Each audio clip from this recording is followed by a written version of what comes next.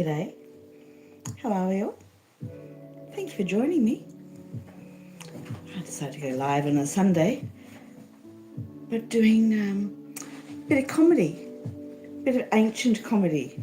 This comedy is centuries old. And this is Gigi. Gigi is not centuries old. Gigi is 3, nearly. She's 2.5. And this is Valkyrie. She's 2.5. And on the floor, but I'm sure he'll get up and walk around, is Dion, who is 3 very, very soon. Woo! This is Dion. Here he is. My 3 Great Danes joining me today for today's stream. And today's stream is advice to a young man, and that is because it is the famous letter written by Benjamin Franklin. So I'm going to read that for you now, okay? Here we go.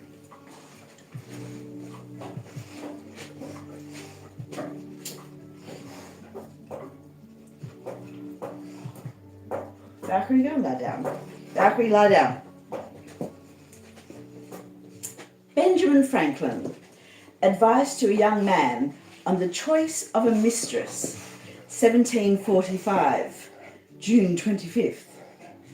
My dear friend, I know of no medicine fit to diminish the violent natural inclinations you mention, and if I did, I think I should not communicate it to you. Marriage is the proper remedy. It is the most natural state of man, and therefore the state in which you are most likely to find solid happiness. Your reasons against entering into it at present appear to me not well founded. The circumstantial advantages you have in view by postponing it are not only uncertain, but they are small in comparison with that of the thing itself, the being married and settled. It is the man and woman united that makes a complete human being. Separate, she wants his force of body and strength of reason. He, her softness, sensibility, and acute discernment. Together they are more likely to succeed in the world. A single man has not nearly the value he would have in that state of union. He is an incomplete animal. He resembles the odd half of a pair of scissors. If you get a prudent, healthy wife, your industry in your profession, with her good economy, will be a fortune sufficient. But if you will not take this counsel, and persist in thinking a commerce with the sex inevitable, then I repeat my former advice, that in all your amours you should prefer old women to young ones. You call this a paradox and demand my reasons. They are these. 1. Because as they have more knowledge of the world, and their minds are better stored with observations, their conversation is more improving and more lastingly agreeable. 2. Because when women cease to be handsome, they study to be good. To maintain their influence over men, they supply the diminution of beauty by an augmentation of utility. They learn to do 1,000 services, small and great, and are the most tender and useful of all friends when you are sick. Thus they continue amiable, and hence there is hardly such a thing to be found as an old woman who is not a good woman. 3. Because there is no hazard of children, which irregularly produced may be attended with much inconvenience. 4. Because through more experience they are more prudent and discreet in conducting an intrigue to prevent suspicion. The commerce with them is therefore safer with regard to your reputation. And with regards to theirs, if the affair should happen to be known, considerate people might be rather inclined to excuse an old woman who would kindly take care of a young man, form his manners by her good counsels, and prevent his ruining his health and fortune among mercenary prostitutes. 5. Because in every animal that walks upright, the deficiency of the fluids that fill the muscles appears first in the highest part. The face first grows lank, and wrinkled, then the neck, then the breast and arms, the lower parts, continuing the last as plump as ever. So that covering all above with the basket and regarding only what is below the girdle, it is impossible of two women to know an old from a young one. And as in the dark all cats are grey, the pleasure of corporal enjoyment with an old woman is at least equal and frequently superior, every knack being by practice capable of improvement. 6. Because the sin is less, the debauching a virgin may be her ruin and make her for life unhappy. 7. Because the compunction is less, the having made a young girl miserable may give you bless me. Making a young girl miserable may give you frequent bitter reflections, none of which can attend the making an old woman happy. 8th and lastly, they are so grateful. Thus much for my paradox, but still I advise you to marry directly, being sincerely your affectionate friend, Benjamin Franklin. 1745, eh? 1745, and a beautiful satirical letter and a comedic masterpiece by Benjamin Franklin. Benjamin Franklin did not really take his own advice. He had several, well, I suppose he did. He produced several children of great inconvenience, which were not given the benefit of clergy, as we used to say. But yes, the all cats are grey in the dark line has become common parlance, but not very many people know from where it originates. It is Benjamin Franklin giving sage advice to a young man. It says basically, if you're intending on remaining a bachelor and you've got to sow a few wild oats, then sow them in a field which has already become barren from lying fallow, shall we say.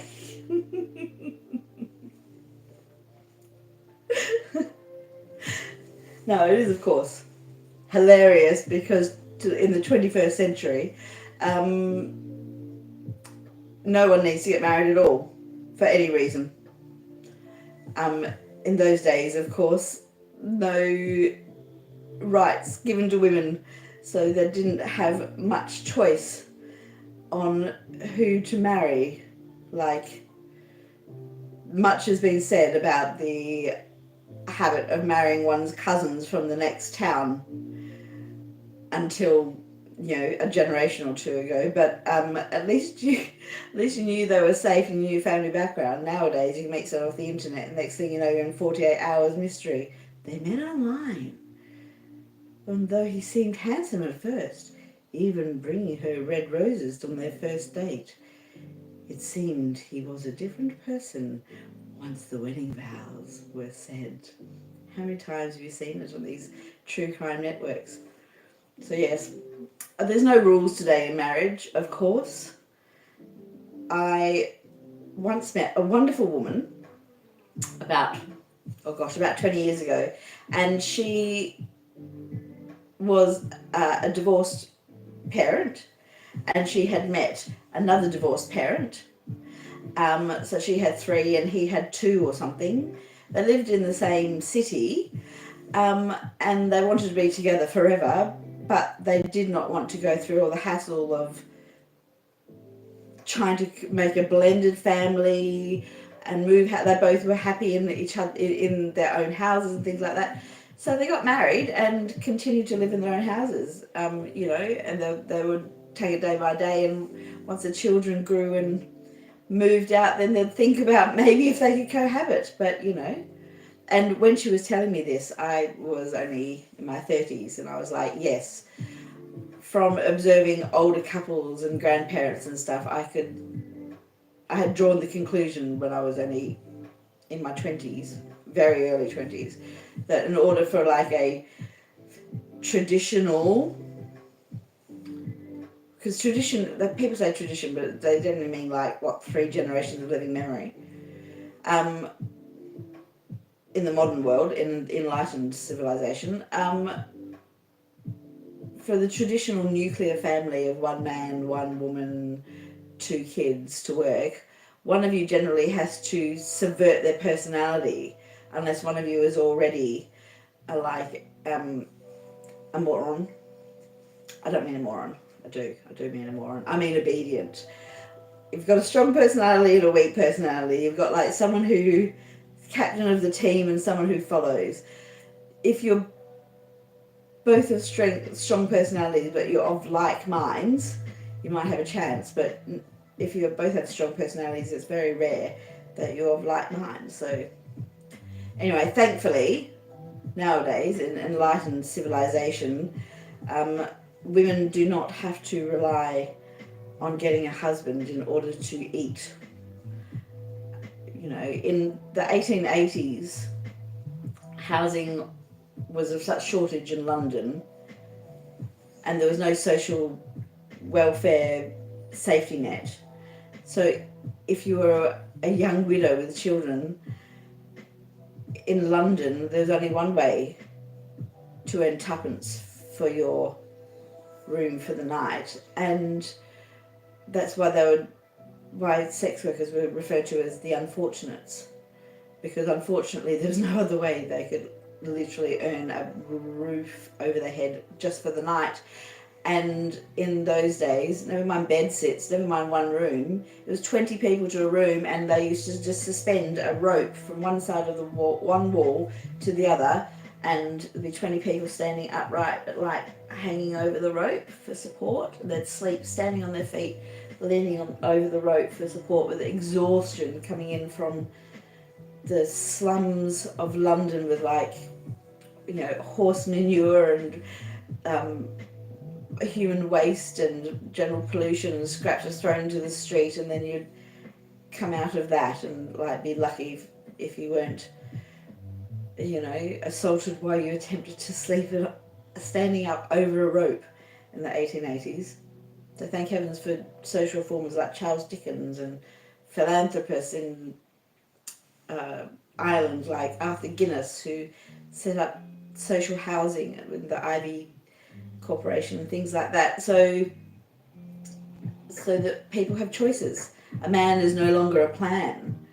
You don't have to hope that as soon as you reach puberty that you're going to catch the eye of a young farmer in order to eat, which, to say nothing of the fact that is all based around being straight as well. If you love the same gender, or even the opposite gender, but you're not sure what you identify as, traditional marriage by Benjamin Franklin and Dickensian standards doesn't really work as a blueprint now, does it?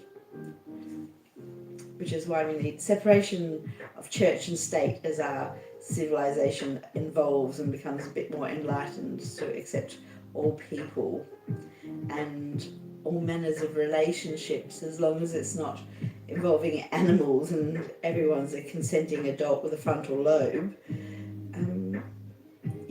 Do what you want. All right, that's it for now. Thank you for tuning in. Thank you for liking and subscribing last Sunday's stream, in which I talked about lipedema and stuff. Is something like 50,000 views or something like that. So I'm extraordinarily grateful to all my subscribers. If you go to my About page on this channel, you'll get all my links to social media and things like that, so you can find me on Instagram or that sort of thing. Thanks for tuning in. Thanks for saying hi. I'll be around. Click the bell for the notifications. I do all sorts of things on this channel. Comedy, reading, podcasts. You never know what you might get. All right, I'll see you when you got nothing on.